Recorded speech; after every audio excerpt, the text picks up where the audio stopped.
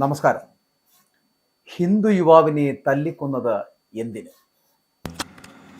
ബംഗ്ലാദേശ് കത്തുകയാണ്. ജൻസി പ്രക്ഷോഭ നേതാവ് ഒസ്മാൻ ഹാദിയുടെ കൊലപാതകത്തിന് പിന്നാലെ ബംഗ്ലാദേശിൽ പ്രക്ഷോഭം കനക്കുന്നു. ബംഗ്ലാദേശ് കത്തുന്നു. മാധ്യമ സ്ഥാപനങ്ങൾക്കടക്കം തീയിട്ടിരിക്കുന്നു. പ്രക്ഷോഭം തിരഞ്ഞെടുപ്പ് വൈകിപ്പിക്കുവാനുള്ള തന്ത്രമാണ് എന്ന് ഒരു വിഭാഗം വിധി എഴുതുന്നു. അവിടെയാണ് ഈ ഹിന്ദു യുവാവിനെ തല്ലിക്കൊന്ന് കത്തിച്ചിരിക്കുന്നത് ജനക്കൂട്ടം. ബംഗ്ലാദേശിൽ വ്യാപകമായിട്ടുള്ള ആക്രമണം നടക്കുന്നു. സത്യത്തിൽ ആഭ്യന്തര പ്രശ്നങ്ങളിൽ നട്ടം തിരിയുന്ന ബംഗ്ലാദേശ് വീണ്ടും ഒരു കലാപ ഭീതിയിലേക്ക് പോകുന്നു. യൂനിസ് സർക്കാർ ആ സംഭവത്തിൽ അപലപിച്ചിട്ടുണ്ട്. അതുമാത്രം മതിയല്ലോ. ഷെയ്ഖ് ഹസീനയെ അധികാരത്തിൽ നിന്നും പുറത്താക്കിയ ജൻസി പ്രക്ഷോഭത്തിന് നേതൃത്വം നൽകിയ ഇൻകുലാബ് മഞ്ചിന്റെ വക്താവ് ഒസ്മാൻ ഹാദിയുടെ മരണം സ്ഥിരീകരിച്ചതിന് പിന്നാലെയാണ് നൂറുകണക്കിന് ആളുകൾ തെരുവിൽ അഴിഞ്ഞാടുന്നത്. രാജ്യത്തെ നിരത്തുകൾ കീഴടക്കിയ പ്രതിഷേധക്കാർ വലിയ അതിക്രമമാണ് അഴിച്ചുവിടുന്നത്. കടുത്ത ഇന്ത്യ വിരുദ്ധനും നിലവിലെ ഭരണാധികാരി മുഹമ്മദ് യൂനിസിന്റെ വലം കൈയുമായിരുന്ന ഹാദിയെ കഴിഞ്ഞ വെള്ളിയാഴ്ചയാണ് ധാക്കയിൽ വെച്ച് മുഖംമൂടിധാരികൾ വെടിവെച്ചത്. ഗുരുതരാവസ്ഥയിലായിട്ടുള്ള ഇയാളെ വിദഗ്ധ ചികിത്സയ്ക്കായിട്ട് സിംഗപ്പൂരിലേക്ക് കൊണ്ടുപോയി എങ്കിലും ജീവൻ പക്ഷേ രക്ഷിക്കാനായിരുന്നില്ല എന്നുള്ളതാണ്. മരണവാർത്ത പുറത്തു വന്നതോടെ രോഷാകുലരായ ഹാദി അനുകൂലികൾ വ്യാപകമായിട്ടുള്ള ആക്രമം അഴിച്ചുവിട്ടു. പ്രമുഖ മാധ്യമ സ്ഥാപനങ്ങളായിട്ടുള്ള ദ ഡെയിലി സ്റ്റാർ, പ്രഥമാലോ എന്നിവയുടെ ഓഫീസുകൾ ഉൾപ്പെടെ നിരവധി കെട്ടിടങ്ങൾക്ക് പ്രതിഷേധക്കാർ തീയിട്ടു നശിപ്പിച്ചു. നിരവധി മാധ്യമ പ്രവർത്തകർക്ക് നേരെയും ആക്രമണമുണ്ടായി. ആക്രമണം നടക്കുമ്പോൾ ജീവനക്കാർ കെട്ടിടത്തിനുള്ളിൽ കുടുങ്ങിപ്പോയതായിട്ടുള്ള റിപ്പോർട്ടുകളടക്കം വരികയും ചെയ്തു. കുടുങ്ങിക്കിടന്ന മാധ്യമ പ്രവർത്തകരെ സുരക്ഷാ ഉദ്യോഗസ്ഥരാണ് അവിടെ നിന്നും രക്ഷപ്പെടുത്തിയത്. ഷെയ്ഖ് ഹസീനയുടെ പാർട്ടിയായിട്ടുള്ള അവാമി ലീഗിന്റെ ഓഫീസുകൾ അടക്കം ആക്രമിക്കപ്പെട്ടു എന്നുള്ളതാണ്. ഹസീനയുടെ പാർട്ടിയായിട്ടുള്ള അവാമി ലീഗിന്റെ ഓഫീസിന് നേരെ വലിയ അതിക്രമം ഉണ്ടായപ്പോഴും മൗനം പാലിച്ചു. ഈ വർഷം ഫെബ്രുവരിയിൽ തകർക്കപ്പെട്ട ബംഗ്ലാദേശിന്റെ സ്ഥാപകനായിട്ടുള്ള ഷെയ്ഖ് മുജീബ് റഹ്മാന്റെ ധാരാമണ്ഡി 32 വീടിനടക്കം ഈ അക്രമികൾ തീയിട്ടു എന്നുള്ളതാണ്. ചിറ്റഗോങ് ഉൾപ്പെടെയുള്ള നഗരങ്ങളിലേക്ക് കലാപം വ്യാപിച്ചു കഴിഞ്ഞു. അക്രമികൾ ഇന്ത്യ വിരുദ്ധ മുദ്രാവാക്യം മുഴക്കിയതായിട്ടുള്ള റിപ്പോർട്ടുകൾ വരുന്നു. മരണവാർത്ത പുറത്തു വന്നതോടുകൂടി ആയിരക്കണക്കിന് പ്രതിഷേധക്കാർ തെരുവിലേക്ക് ഇറങ്ങി. വികാരാധീനമായ മുദ്രാവാക്യങ്ങളുമായാണ് പ്രതിഷേധം കനത്തത് എന്നുള്ളതാണ്. കൊലയാളികളെ നിയമത്തിന് മുന്നിൽ കൊണ്ടുവരണമെന്നും നീതി നടപ്പാക്കണമെന്നുമാണ് പ്രതിഷേധക്കാരുടെ ആവശ്യം. ഹാദിയയുടെ കൊലപാതകികൾ ഇന്ത്യയിലേക്ക് കടന്നു എന്ന് ആരോപിച്ച ഇന്ത്യൻ ഡെപ്യൂട്ടി ഹൈക്കമ്മീഷൻ ഓഫീസിന് മുന്നിൽ കലാപകാരികൾ സംഘടിച്ചിരുന്നു. പോലീസ് ബലം പ്രയോഗിച്ചാണ് ഇവരെ പിരിച്ചുവിട്ടത്. ഹാദിയുടെ കൊലപാതകളെ ഉടൻ കണ്ടെത്തണമെന്നും ഇല്ലെങ്കിൽ ശക്തമായ തിരിച്ചടി ഉണ്ടാകുമെന്നും പ്രതിപക്ഷ പാർട്ടികളടക്കം യൂനിസ് സർക്കാരിന് മുന്നറിയിപ്പ് നൽകുകയും ചെയ്തു. ബംഗ്ലാദേശിൽ സ്ഥിതി അതീവ ഗുരുതരമാണ് എന്ന് ഇന്ത്യയുടെ വിലയിരുത്തലും വന്നു കഴിഞ്ഞു. ഇനി നയതന്ത്ര കാര്യാലയങ്ങൾക്ക് അടുത്തുണ്ടായ അക്രമങ്ങളെ ഗൗരവമായി തന്നെയാണ് ഡൽഹി കാണുന്നത്.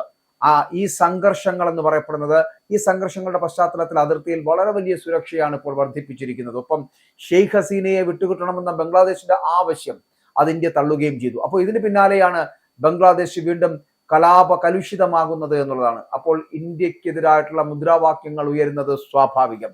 ബംഗ്ലാദേശ് രാഷ്ട്രീയം നിലവിൽ വളരെ സെൻസിറ്റീവായ ഒരു ഘട്ടത്തിലൂടെയാണ് കടന്നു പോകുന്നത് എന്ന് വേണമെങ്കിൽ നമുക്ക് പറയാം. തെരുവുകളിലെ ജനക്കൂട്ടവും തീവയ്പും ഏറ്റുമുട്ടലുകളും ആശങ്ക ഉയർത്തുകയാണ്. ഇൻകുലാബ് മഞ്ചിന്റെ കൺവീനറായിരുന്ന ഹാദി വിദ്യാർത്ഥി പ്രസ്ഥാനത്തിൽ നിന്ന് ദേശീയ രാഷ്ട്രീയത്തിലേക്ക് അതിവേഗം വളർന്നുകൊണ്ടിരിക്കുന്ന ഒരു നേതാവ് കൂടിയാണ്. ഹാദിയുടെ മരണം അനുയായികൾക്കിടയിൽ രോഷവും ഒപ്പം തന്നെ ദുഃഖവും ഉണ്ടാക്കിയിട്ടുണ്ട് എന്നുള്ള കാര്യത്തിൽ സംശയമില്ല. ഹാദിയുടെ മരണത്തിന് അതിനു മുൻപ് തന്നെ ഇൻകുലാബ് മഞ്ച് സർക്കാരിന് കർശനമായിട്ടുള്ള മുന്നറിയിപ്പ് നൽകിയിരുന്നു. ഹാദിയെ വെടിവെച്ച് അക്രമികളെ അറസ്റ്റ് ചെയ്യുന്നതുവരെ ഷാബാബ് സ്ക്വയറിൽ അനിശ്ചിതകാലത്ത് കുത്തിയിരിപ്പ് സമരം തുടരുമെന്നും സംഘടന ഫേസ്ബുക്കിൽ പുറത്തിറക്കിയ പ്രസ്താവനയിൽ പ്രഖ്യാപിക്കുകയും ചെയ്തു. തങ്ങളുടെ ആവശ്യങ്ങൾ അംഗീകരിച്ചില്ല എങ്കിൽ പ്രസ്ഥാനം രാജ്യവ്യാപകമായി അത് വലിയ പ്രക്ഷോഭമായി വ്യാപിപ്പിക്കുമെന്ന് മഞ്ജു വ്യക്തമാക്കുകയും ചെയ്തു. സംഘടനയുടെ അഭിപ്രായത്തിൽ ഈ പോരാട്ടം ഒരു നേതാവിന് വേണ്ടി മാത്രമല്ല, രാജ്യത്തിന്റെ പരമാധികാരവും നീതിന്യായ വ്യവസ്ഥയും സംരക്ഷിക്കുന്നതിനാണ്.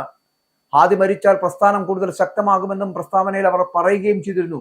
മരണം സ്ഥിരീകരിച്ചതോടുകൂടിയാണ് ബംഗ്ലാദേശിൽ പ്രക്ഷോഭത്തിലേക്ക് ഒരു വലിയ മാറ്റം ഉണ്ടായത്, അല്ലെങ്കിൽ പ്രക്ഷോഭം വളരെ വലുതായി കടുത്തത് എന്നുള്ളതാണ്. ഹാദിയുടെ ആക്രമണത്തിലെ കുറ്റവാളികൾ ഇന്ത്യയിലേക്ക് പലായനം ചെയ്തിട്ടുണ്ടെങ്കിൽ ബംഗ്ലാദേശ് സർക്കാർ ഉടൻ തന്നെ ഇന്ത്യൻ അധികാരികളുമായിട്ട് ഇടപെട്ട് അവരെ തിരികെ കൊണ്ടുവരണമെന്നാണ് ഇൻകുലാബ് മഞ്ചിന്റെ ആവശ്യമെന്ന് പറയപ്പെടുന്നത്. അപ്പൊ ഈ പ്രസ്താവന ഇന്ത്യ ബംഗ്ലാദേശ് ബന്ധങ്ങളെക്കുറിച്ചുള്ള രാഷ്ട്രീയ ചർച്ചകൾക്ക് തുടക്കമിടുകയാണ്. ഈ വിഷയം ക്രമസമാധാനത്തിന്റെ മാത്രമല്ല ദേശീയ സുരക്ഷയുടെയും പ്രശ്നമാണ് എന്ന് സംഘടന വാദിക്കുമ്പോൾ ഹാദിയുടെ മരണം സ്ഥിരീകരിച്ചുകൊണ്ട് ഇംഗ്ലണ്ട് ബെഞ്ച് അദ്ദേഹത്തെ രക്തസാക്ഷിയായി പ്രഖ്യാപിക്കുകയും ചെയ്തു കഴിഞ്ഞു. ഇവിടെയാണ് ഞാൻ ആദ്യം സൂചിപ്പിച്ച ഒരു ഹിന്ദു യുവാവിനെ തല്ലിക്കൊന്ന് കത്തിച്ച സംഭവം വരുന്നത്. ബംഗ്ലാദേശിൽ കലാപം പടരുന്നതിനിടെ മതനിന്ദ ആരോപിച്ചുകൊണ്ട് ഹിന്ദു യുവാവിനെ ഒരു സംഘം ആളുകൾ തല്ലിക്കൊല്ലുകയാണ്. ഈ വ്യാഴാഴ്ച രാത്രിയിൽ മെമൻസിംഗ് ജില്ലയിലെ ഭാടുകയിലാണ് ഇത്തരത്തിലൊരു സംഭവം. BBC ആണിത് റിപ്പോർട്ട് ചെയ്തിരിക്കുന്നത്. ദീപു ചന്ദ്രദാസ് എന്നയാളാണ് കൊല്ലപ്പെട്ടത് എന്നുള്ള തിരിച്ചറിഞ്ഞിട്ടുമുണ്ട്. തല്ലിക്കൊന്നതിന് ശേഷം അക്രമികൾ യുവാവിന്റെ മൃതദേഹം ഒരു മരത്തിൽ കെട്ടിയിട്ട് കത്തിച്ചതായിട്ടുള്ള വിവരങ്ങളാണ് പുറത്തു വരുന്നത്. അപ്പോൾ ഈ സംഭവത്തിൽ മുഹമ്മദ് യൂനിസിന്റെ നേതൃത്വത്തിലുള്ള ബംഗ്ലാദേശ് ഇടക്കാല സർക്കാർ എന്ത് നടപടി സ്വീകരിച്ചു എന്നുള്ളതാണ്. പ്രാഥമിക വിവരങ്ങൾ അനുസരിച്ച് ഇയാൾ ഒരു പ്രാദേശിക വസ്ത്രനിർമ്മാണശാലയിൽ ജോലി ചെയ്യുകയായിരുന്നുവെന്നും പ്രദേശത്ത് വാടകയ്ക്ക് താമസിക്കുകയായിരുന്നുവെന്നും ഒക്കെ അധികൃതർ പറയുന്നുണ്ട്. വ്യാഴാഴ്ച രാത്രി ഏകദേശം 9 മണിയോടുകൂടി പ്രകോപിതരായിട്ടുള്ള ഒരു കൂട്ടം ആളുകൾ ഇയാളെ പിടികൂടുകയും പ്രവാചകനെ കുറിച്ച് മോശം പരാമർശം നടത്തിയെന്ന് ആരോപിച്ച് തല്ലിക്കൊല്ലുകയുമായിരുന്നു. അതിനുശേഷം ഇവർ മൃതദേഹം കത്തിച്ചു എന്നാണ് പറയപ്പെടുന്നത്. ഇത് BBC ബംഗ്ലായെ ഉദ്ധരിച്ചുകൊണ്ടുള്ള റിപ്പോർട്ടുകളാണ് എന്നുള്ളതാണ്. അപ്പോൾ ഈ വിവരം ലഭിച്ചതിനെ തുടർന്ന് പോലീസ് സ്ഥലത്തെത്തുന്നു, സാഹചര്യത്തെ നിയന്ത്രണത്തിലാക്കുന്നു. ദീപു ചന്ദ്രദാസിന്റെ മൃതദേഹം മെഡിക്കൽ കോളേജ് ആശുപത്രിയിൽ മോർച്ചറിയിലേക്ക് അയക്കുന്നു. അതേസമയം സംഭവവുമായിട്ട് ബന്ധപ്പെട്ട് ഇതുവരെ കേസൊന്നും അവിടെ രജിസ്റ്റർ ചെയ്തിട്ടില്ല. പുതിയ ബംഗ്ലാദേശിൽ ഇത്തരം അക്രമങ്ങൾക്ക് സ്ഥാനമില്ലെന്ന് പറഞ്ഞുകൊണ്ട് ബംഗ്ലാദേശ് സർക്കാർ പ്രസ്താവനയൊക്കെ ഇറക്കുന്നുണ്ട്. പക്ഷേ ഈ ക്രൂരമായ കുറ്റകൃത്യത്തിൽ ഉൾപ്പെട്ട ആരെയും വെറുതെ വിടില്ല എന്നുള്ള പ്രസ്താവന പറയുമ്പോഴും ആരെയും അറസ്റ്റ് ചെയ്തിട്ടില്ല, ഒരു കേസ് പോലും രജിസ്റ്റർ ചെയ്തിട്ടില്ല. അക്രമം, ഭീഷണിപ്പെടുത്തൽ, തീവെപ്പ്, ജീവനും സ്വത്തിനും നാശനഷ്ടം എന്നിവയെ ശക്തമായും അർത്ഥവത്തായ രീതിയിലും ബംഗ്ലാദേശ് ഭരണകൂടം അപലപിക്കുന്നു എന്ന് മുഹമ്മദ് യൂനിസിന്റെ പ്രസ് സെക്രട്ടറി ഫേസ്ബുക്കിൽ ഒരു പോസ്റ്റ് ഇട്ടതോടുകൂടി എല്ലാം അവസാനിച്ചു. സത്യത്തിൽ ഷെയ്ഖ് ഹസീന പുറത്താക്കിയതിനു ശേഷമുള്ള ആദ്യ തിരഞ്ഞെടുപ്പ് ഫെബ്രുവരി 12 നടക്കാനിരിക്കെയാണ് ബംഗ്ലാദേശിൽ കലാപത്തിലേക്ക് ഇങ്ങനെ നീങ്ങിക്കൊണ്ടിരിക്കുന്നത്. സുരക്ഷാ സാഹചര്യങ്ങൾ വഷളായിക്കൊണ്ടിരിക്കുന്നത്. തിരഞ്ഞെടുപ്പ് സുരക്ഷിതമല്ല എന്നൊരു ധാരണ സൃഷ്ടിക്കുവാൻ, അതുവഴി തിരഞ്ഞെടുപ്പ് മാറ്റിവെക്കുവാനുള്ള നീക്കങ്ങൾക്കാണ് ഇത്തരത്തിലുള്ള നടപടികൾ, അല്ലെങ്കിൽ എന്ന് വേണമെങ്കിൽ ആരോപിച്ചാലും അതിനകത്ത് കുഴപ്പമില്ല, തെറ്റില്ല. മുഹമ്മദ് യൂനിസിന്റെ നേതൃത്വത്തിലുള്ള ഇടക്കാല സർക്കാരിന് വിശ്വാസയോഗ്യമായ ഒരു തിരഞ്ഞെടുപ്പ് പ്രക്രിയ ഉറപ്പാക്കാൻ കഴിയുമോ എന്ന ചോദ്യങ്ങൾ ഉയരുന്ന സാഹചര്യങ്ങൾക്കിടയിൽ ഇത്തരത്തിൽ ആരോപണം ഉയർന്നു വരുന്നത് വല്ലാത്ത വ്യതിയാനങ്ങൾ തിരഞ്ഞെടുപ്പിനകത്ത് ഉണ്ടാക്കുമെന്നുള്ള കാര്യത്തിൽ സംശയമില്ല. വിദ്യാർത്ഥി നേതാവ് ഷെരീഫ് ഒസ്മാൻ ഹാദിയുടെ മരണത്തെ തുടർന്നാണ് അക്രമം പൊട്ടിപ്പുറപ്പെട്ടത്. ഹാദിയുടെ മരണത്തിന് തൊട്ടു പിന്നാലെ ധാക്ക അടക്കമുള്ള വിവിധ നഗരങ്ങളിൽ ഉണ്ടായ പ്രതിഷേധ പ്രകടനങ്ങൾക്ക് ഒരു ഏകോപന സ്വഭാവം ഉണ്ടായിരുന്നു. പ്രക്ഷോഭം ആരംഭിച്ചത് ഉടൻ തന്നെ വ്യാപകമായിട്ടുള്ള അക്രമങ്ങളായി മാറുന്നു, തീവെപ്പാകുന്നു, നാശനഷ്ടങ്ങൾ ഉണ്ടാകുന്നു. തെരുവിലെ നേരിട്ടുള്ള ഏറ്റുമുട്ടലുകളും സംശയത്തോടു കൂടി നിരീക്ഷിക്കേണ്ട ഒരു സാഹചര്യത്തിലേക്ക് എത്തപ്പെടുന്നു. ജനക്കൂട്ടം ഹൈവേകൾ ഉപരോധിക്കുന്നു, മുൻ മന്ത്രിമാരുടെ വീടുകൾ ആക്രമിക്കുന്നു, നിരവധി അവാമി ലീഗ് പ്രവർത്തകരെയും ലക്ഷ്യമിട്ട് ആക്രമണം നടത്തുന്നു. മാത്രമല്ല, ഞാൻ ആദ്യം സൂചിപ്പിച്ച പോലെ മാധ്യമ സ്ഥാപനങ്ങൾക്കും കനത്ത നാശനഷ്ടം സംഭവിപ്പിക്കുന്നു. പ്രമുഖ പ്രസിദ്ധീകരണങ്ങളുമായി ബന്ധപ്പെട്ട ഓഫീസുകളൊക്കെ കത്തിച്ച് നശിപ്പിക്കുന്നു. അസ്വസ്ഥതകളുടെ ഒരു പ്രധാന കാരണം ഇന്ത്യ വിരുദ്ധ വികാരം ശക്തമായി ഉയർത്തിക്കൊണ്ടുവരാനുള്ള നീക്കമാണ് എന്ന് റിപ്പോർട്ടുകളുണ്ട്. ചട്ടോഗ്രാമിൽ ഇന്ത്യൻ ഡെപ്യൂട്ടി ഹൈക്കമ്മീഷണറുടെ ഔദ്യോഗിക വസതിക്കും ഓഫീസിന് നേരെ കല്ലേറുണ്ടാവുകയും ആക്രമണം നടക്കുകയും ചെയ്തതു എന്നുള്ള വിവരങ്ങളടക്കം പുറത്തു വരുന്നു. അപ്പോൾ ഇതിന്റെയൊക്കെ വീഡിയോകളടക്കം ഇപ്പോൾ പ്രചരിപ്പിക്കുന്നുണ്ട്. മാത്രമല്ല, അവയിൽ ചില ഭീകര സംഘടനകളും പങ്കെടുത്തതായി പറയപ്പെടുന്നു.